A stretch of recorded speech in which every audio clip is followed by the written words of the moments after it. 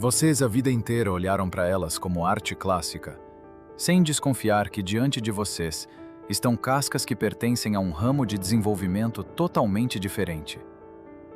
Desde a escola, nos ensinam que o século XVIII foi uma era de perucas empoadas, ruas sujas, sangrias e cirurgia primitiva, onde dentes eram arrancados bem nas praças públicas e cidades inteiras morriam por causa de uma simples infecção. Mas bem no centro da Europa iluminada, diante de milhões de pessoas, ainda hoje está exposto algo que silenciosamente destrói toda a cronologia oficial do progresso.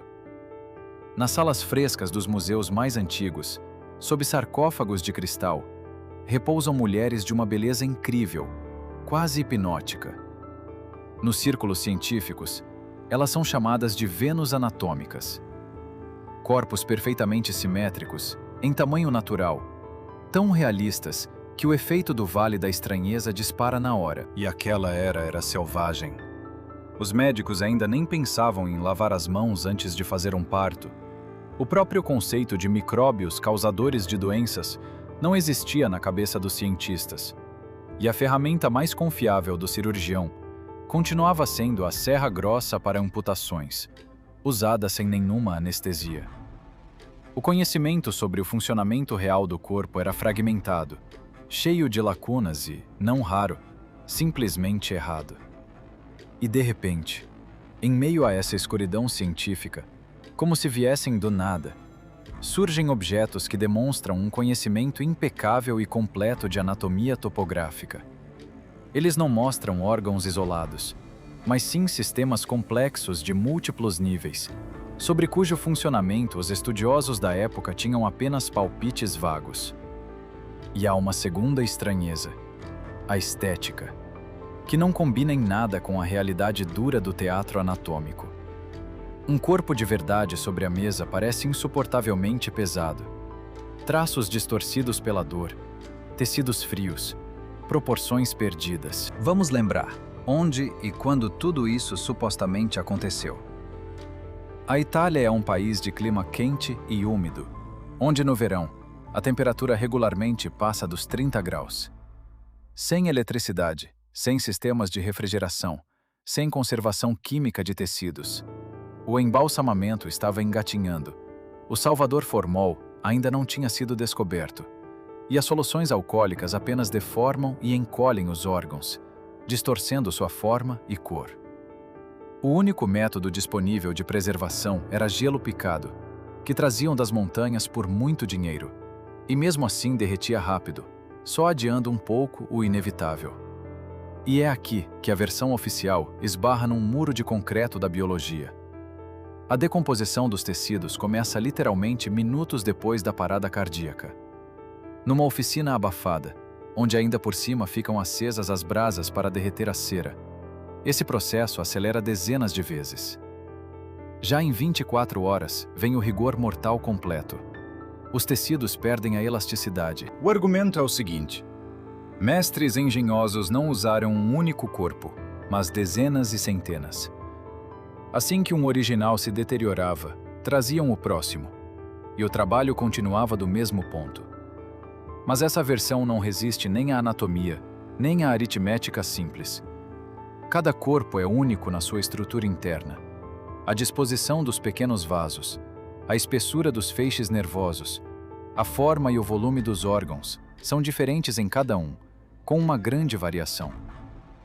Não dá para pegar o estômago de um, o intestino de outro, o sistema nervoso de um terceiro e a rede vascular de um quarto, e obter um sistema perfeitamente simétrico, sem costuras e 100% coeso.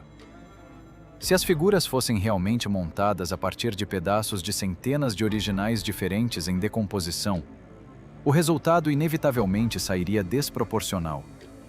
Linhas vasculares rompidas e incompatíveis, uma assimetria que salta aos olhos, cortes onde um fragmento se junta grosseiramente com outro. Mas com isso, há um problema separado e intransponível. As Vênus não mostram réplicas grosseiras de órgãos, que você consegue vislumbrar até a olho nu. Elas exibem um mapa preciso, espacialmente calibrado, do sistema nervoso periférico, e da intrincada rede linfática. E os vasos linfáticos são quase totalmente transparentes e criticamente finos. Num corpo exangue, eles perdem a pressão interna num instante, colapsam e se tornam indistinguíveis dos tecidos ao redor, mesmo para a visão mais aguçada. Hoje, para rastrear e mapear essa teia tridimensional de canais microscópicos, estudantes e professores das universidades mais avançadas precisam de microscópios eletrônicos potentes, agentes de contraste fluorescentes e ressonância magnética. Agora vamos lembrar que tipo de ótica os mestres florentinos e bolonheses tinham à disposição. Vamos aos volumes declarados. A famosa oficina florentina La Specola, considerada o principal centro mundial dessas obras-primas de cera, não produziu 10, nem 20, nem mesmo uma centena de peças. Estamos falando de milhares de figuras em tamanho real e dezenas de milhares de fragmentos corporais extremamente complexos, criados em um período surpreendentemente curto.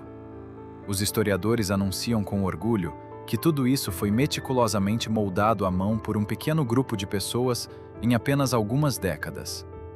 Vamos traduzir essas afirmações animadoras para a linguagem dos números rigorosos.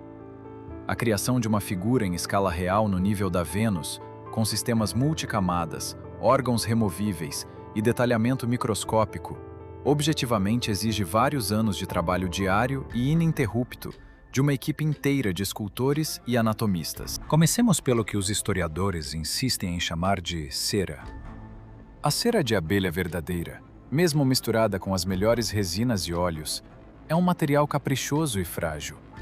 Ela embaça com o tempo, fica coberta por uma rede de rachaduras a menor variação de temperatura, cede sob o próprio peso e absorve tinta de forma irregular. No entanto, o material do qual as Vênus são feitas demonstra uma estabilidade incrível, impossível para uma cera orgânica.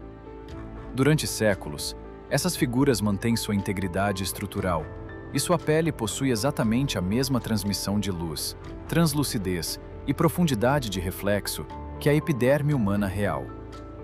Essa tal cera não se comporta como favos derretidos numa panela, mas como um biopolímero sintético complexo, como uma matriz de tecido artificial com resistência programada à decomposição.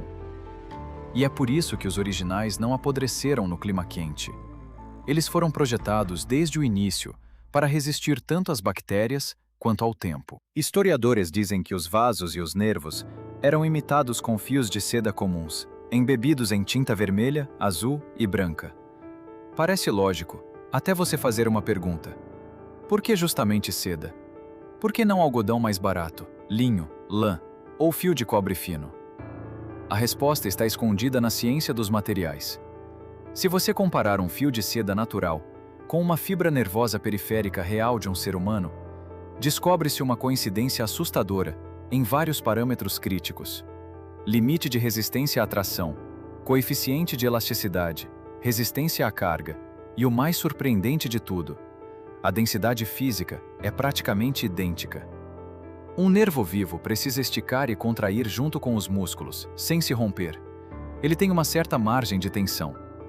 Os fios de seda dentro das Vênus têm exatamente essa mesma tensão e módulo de elasticidade. Eles não são entrelaçados como decoração fixa, mas como uma rede elástica de verdade, capaz de suportar cargas reais. Junte tudo. O original incorruptível, a precisão microscópica sem qualquer ótica, os volumes industriais, inimagináveis para mãos humanas, e a coincidência da biomecânica dos materiais com a carne viva. Chega-se a uma conclusão lógica, ainda que assustadora. Os anatomistas florentinos não esculpiram esses corpos em cera e seda, olhando para restos mortais. Eles não criaram nada do zero, eles encontraram aquilo. Muito provavelmente, descobriram depósitos conservados ou armazéns subterrâneos, cheios até o topo de cascas perfeitas, imunes à decomposição, e tentaram fazer uma engenharia reversa grosseira, desmontar a tecnologia de uma era passada da qual não faziam ideia. É por isso que as figuras são tão assustadoramente perfeitas. Não foram modeladas à mão, foram abertas, como se abre um mecanismo complexo, para mostrar o funcionamento. Teve coisa, Mas nem tudo foi contado. Inscreva-se! Ainda vem o que os livros didáticos calaram.